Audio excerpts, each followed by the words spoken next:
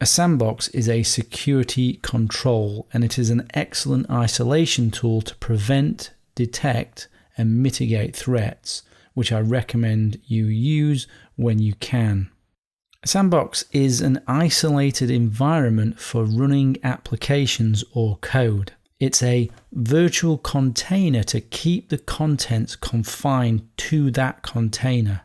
A sandbox should be used for high-risk applications such as those that interact directly with untrusted sources like the internet, such as browsers and email clients, and you are already using built-in sandboxes already and you may not know it.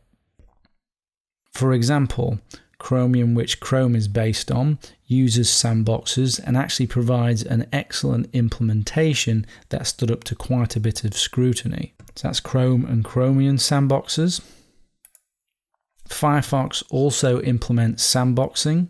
The core of the Windows Firefox sandbox is actually the Chromium sandbox.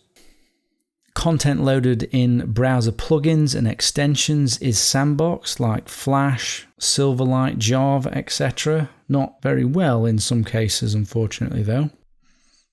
Adobe Reader now runs PDF files in a sandbox, attempting to prevent malicious code from escaping the PDF viewer and affecting the rest of the computer. There's been a nasty history of that.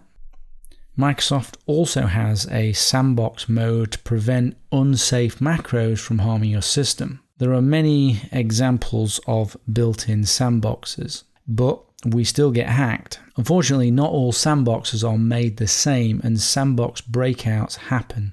Any vulnerability in any of the software we've just mentioned above that was able to get access to the operating system has effectively bypassed that sandbox. And unfortunately, there have been many cases where these applications, the sandboxes have been broken out and the operating system has been got at. But we can use additional application sandboxes to provide defense in depth on top of the built-in ones. And a number of options exist for all operating systems to add additional sandboxes, allowing you to effectively sandbox your sandboxes, making it less likely that an attacker will succeed. Attackers expect to deal with built-in sandboxes like the Java sandbox or the browser sandboxes, as they design their exploits around them, around what they expect, around what is normally there. But when you add an additional sandbox, the exploit is less likely to be designed to cope with it or be able to bypass it. All sandboxes work slightly different, but are based on the core principle of not allowing the contents of the sandbox to spill out of the container, hence the name sandbox.